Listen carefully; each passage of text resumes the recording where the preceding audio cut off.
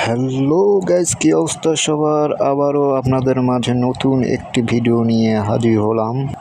আজ আমরা নাটোরের ঐতিহ্যবাহী কলেজ নবাব সিরাজউদ্দৌলা সরকারি কলেজ সম্পর্কে জানব। ঐতিহাসিক নাটোর শহরে উচ্চশিক্ষার প্রথম বিদ্যাপীঠ হিসেবে নাটোর কলেজ গড়ে ওঠে 1956 সালে 1 জুলাই। এরপর 1959 সালে এর নামকরণ করা হয় নবাব সিরাজউদ্দৌলা কলেজ। অতএব 1 মার্চ 1980 সালে এই কলেজটি সরকারিকরণের মধ্য দিয়ে এরপর থেকে অবিরাম জ্ঞানের প্রদীপ ছড়িয়ে যাচ্ছে এই কলেজ থেকে। বর্তমানে কলেজটি শহরের প্রাণকেন্দ্রে বরগাছা মৌজায় অন্তর্গত।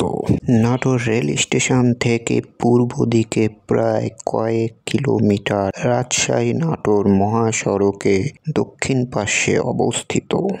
এই কলেজটি বরগাছা এলাকায় 34 বিঘার ওপর নির্মাণ করা হয়েছে এই শিক্ষা প্রতিষ্ঠানটি। হ্যালো গাইস, ভিডিওটি এখানেই শেষ করছি। যদি ভালো লেগে থাকে লাইক, কমেন্ট, শেয়ার করে পাশে থাকবেন এবং আবারও নতুন কোনো ভিডিওতে দেখা হবে। খোদা হাফেজ।